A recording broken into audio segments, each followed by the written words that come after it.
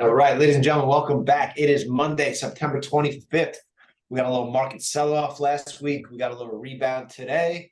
So without further ado, let's jump right into the market outlook. So I'm going to share my screen here. I got the S&P 500 up, SPY, the futures, and we had a little breakdown phase. And what we saw was the head and shoulders, kind of came to fruition last week. So we see this little head. Then we got this head and shoulders. So that kind of move, head and shoulders top kind of indicates that we're going to break this down further. And looks like we'd retest that 4,200. So when I see this is the area I'm targeting to, get kind of bullish again or look to really more aggressively buy stocks. I wasn't looking to buy stocks today, even though we're bouncing back. We had that Monday morning gap down after some vicious selling. It's a decent setup to get long in the hole, just so oversold, bounce back. But, just not really inspired to do that with the action we've seen. I think we'll see some extreme volatility back and forth until we do reach this 4,200, this 420 retest of the breakout level from May, June. And the real story here's the rates. Here's the 10-year. Just blasting to new highs, and this chart pattern we're seeing is like the best chart on Wall Street. Pretty scary. So 8% mortgages are now that's pretty active right now. Who knows where they'll go? It's like they put in this top. They bull flagged for what, almost a year. Wow, a year bull flag, and then now we're breaking out highs. It looks like, what's going to stop rates? What's slowing rates down? The Fed sold off last week. The market sold off. This beginning of the sell-off here was on the Fed day, where we didn't learn anything new. We know rates are higher for longer. We know they're data dependent. They want to get back to the 2% inflation goal, but the market used that as an excuse to sell off. So, I'm anticipating some choppy behavior back and forth. I got some charts to go into. But I'll let you take it from here before I get into all those. So let me stop sharing. Let me hear your thoughts. Yeah. So I feel like with the 10-year breaking out, it's very hard for like the Fed to even try to raise rates. It's like calm fears. Look at this move. 4.5% is just nuts. Wild. Yeah, it's like the highest since 2007. It's just. And like I was saying, we had this conversation earlier, a month or two ago. I was talking about, talking to this guy who's worth, probably $100 million. And he's like, if I'm me, why the hell would I buy stocks when I can get over 5% money for free? Mm-hmm. Put all that risk on the table. What's the point in doing that if I don't believe stocks have many reasons to move higher? I can just park my money in treasuries for 5%. And with the action we've seen, it's like, that's not going away anytime soon. We're going to see rates up here for the next year. Yeah, no, I'm with you on that.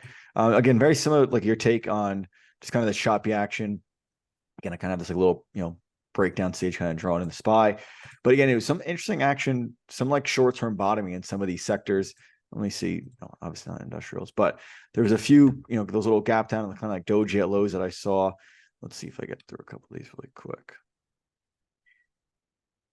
So here we go. It's like IBB. So, kind of retest this prior low. Let me get rid of all these things on here. But we see, vicious downtrend, vicious breakdown. And you have that little like gap down. And you have this indecision down here versus, these prior days, gap down, bearish engulfing. Next day opens inside day and down, where, this day gaps down and it doesn't have that same fear, that same kind of panic near these lows. And we kind of saw that in a couple sectors today, where maybe we do get like a little short-term bounce, just given how, dramatic most of these pull-ins have been. But again, overall things still kind of look a little bleak. But it was surprising to see, some somewhat strong action, some potential support buybacks. I think I saw a decent one.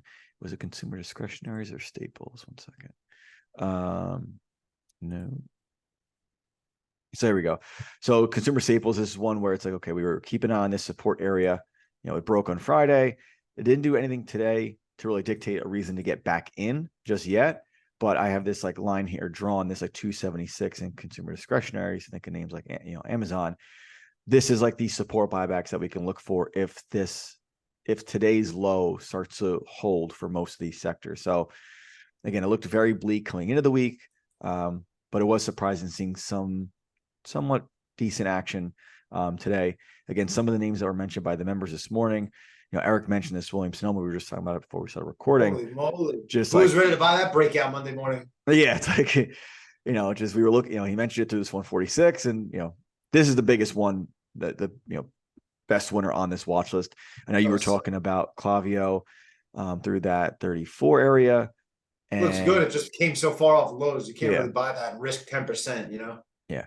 Again, we like, you guys have been talking about shorting this Apple.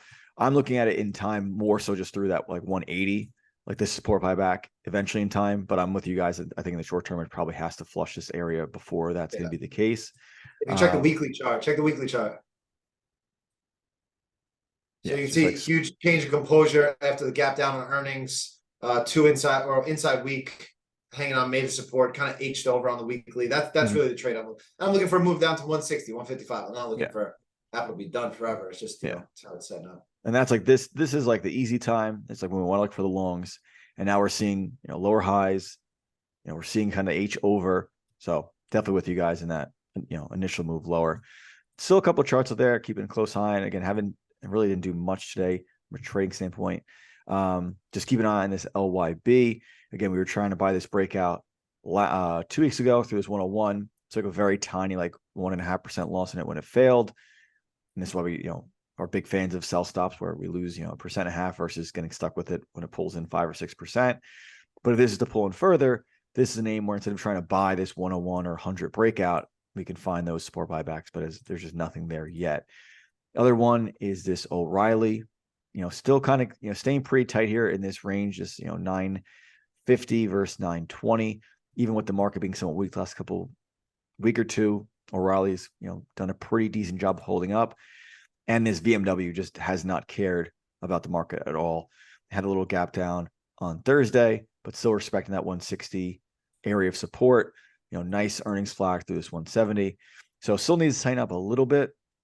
I'm not really trying to buy this for 170 versus 160, but it's just not, it's very, a lot clear, very clear relative strength in this name compared to a lot of other names, except for today. Today, a lot of these names, you can see this watch list. Most names are green. But last, on Friday when the market closed like crap, this name, was breaking out within its, current range. So kind of a tight watch list, a little smaller of a watch list than normal. But that's just, what's kind of giving us in the market right now. So I'll send it back to you, Shake. And any, names you want to go over or any good and bad trades. Floor is yours. Well, here's the thing is that we did so well these past couple of weeks, shorting these semis and things like that. I mean, I talked last week how the big winner for me personally was this SMCI. We shorted this AVGO, shorted this LRCX, and all these things, look like they're still headed for lower prices. I'm honestly looking for opportunities to reshort them, but I'm very interested in to see what NVIDIA and AMD do. AMD has just been getting smoked, and we see it retesting this kind of huge sort of, previous resistance area. And we see the 200-day moving average, huge support there. It should be. So we saw that bounce back action, and we saw it today in NVIDIA. NVIDIA first time testing its 100-day simple moving average since January 6th, when it was $140. Now it's $420.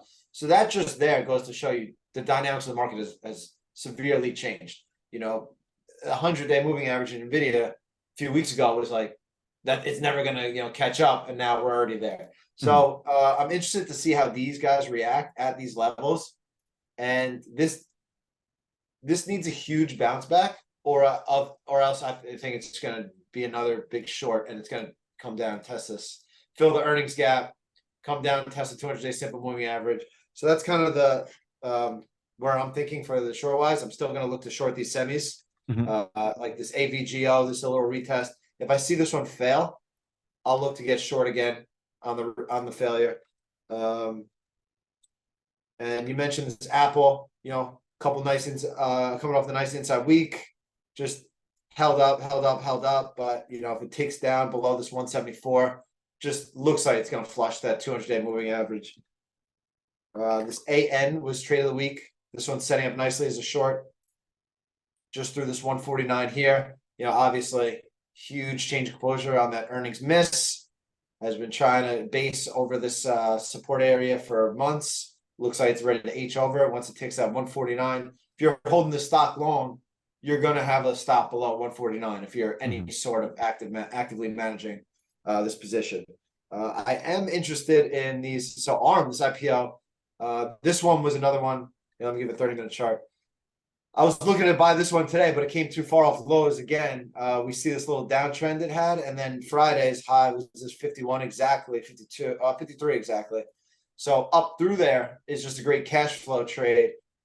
Just looking for 59.60, but again, didn't really give us the great opportunity. I still think it bounces towards there, but didn't give us a great shot today. You mentioned that Clavio, same thing. I wanted it through this 34.40, 34.40 area. And it just came so far off lows. I don't want to risk 10% in this name to get involved. This is a name you want to buy off lows with the dollar stop and capitalize on the high beta movement. But it's nice to see we have some IPOs to trade. They don't look too great for now. We might get some cash flowing, but there are some decent charts out there. This PDD, I'm watching this one develop. This one needs a lot of work still, but it just refuses to sell off. It's got, working on this massive cup and handle here. We see the cup, we see it's working on its handle, and it just got such crazy relative strength. There's BRBR, just a nice flag at highs. Looks pretty good through that 4150 area. I've been staring at this auto home forever, and now on the long-term chart, it looks like nothing. And now through this 31, or if you go on like a weekly chart, let me get rid of these moving averages so you can see how really tight it is. And it's just, when it gets through this 31, it's just such a great risk reward trade. And what I love about this is it's on nobody's radar. You're not seeing it on Twitter. You're not seeing a lot of people talk about it. It's not a hot name. It's not, so when it's able to tick through this 31, I definitely want to be involved. First, look to take profit in this 34 area. But if it gets through that 34 area, what's stopping it from getting all the way to this resistance up here at 38? So you have a huge risk reward opportunity in that one. And then, who knows, it gets going. It could be the start of a huge breakout. This name doesn't really track the market as we see it's in a huge consolidation phase as the market's, doing this extreme volatility back and forth.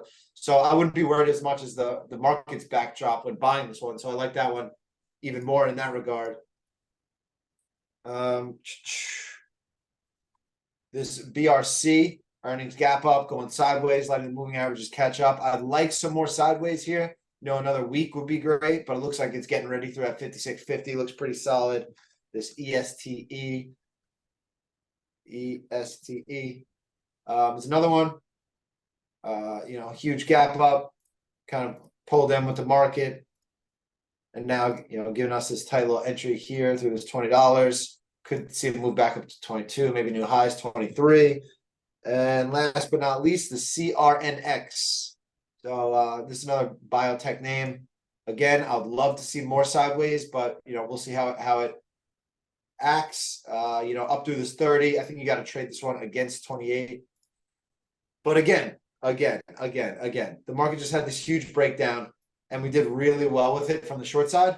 Now this is tough money. If I didn't do really well on the shorts that I had mentioned coming into the last 2 weeks, I would probably be more aggressively trading right now. Right now, I feel like I don't need to do anything because we did well when the market was in the consolidation. It came out of the consolidation and we profited, and now we're going to see extreme volatility. I don't really want to give back the profits from my good trades on some crappy volatility. Just, I think the market's going to make a wide range today, so I have to trade something. So that's the kind of stuff I'm trying to avoid. So patience more than anything else. If that Apple triggers, I'll definitely hit it. If that AN triggers, I'll definitely hit it. I'll be watching the semis for continued bearish activity. I'll be watching NVIDIA and AMD to fail these moves. And if I see them fail these moves, that's when I'll look to short the AVGO, LRCX, go for the reshort on them. But other than that, don't need to do too much right now. Market's going to be very, very difficult through the end of September. So, which is, another week and a half, if you ask me. don't need to do a ton when the market's very difficult. I think we're setting up for, maybe end of year run. Who knows? If we come back and retest this, let me share my screen again. Mhm. When we were looking at longs this whole time, you can't burn yourself out for when we come and retest the 420. Mhm. That's the great opportunity to get long again. Best opportunity to get long all year was right here at the end of May. And now if we retest that area, that's going to be the next best opportunity to get long. This is all choppy, difficult trading. Maybe some breakouts work, maybe some don't. But this 4,200 retest, huge retest. So definitely want to, have some ammo prepared for that. Have my setups ready and kind of see where we go from there. I see you lost your camera, so okay. So might be a cue to get us out of here. Anything else you want to touch on? No, I think you covered it. I think you nailed it. All right. Well, with that, you got a chart talk for the week, guys. Any questions, comments, all that? Give us a like, subscribe, all that good jazz. You want to hear any specific stocks for us to look at? Let us know. With that, we'll catch you next week.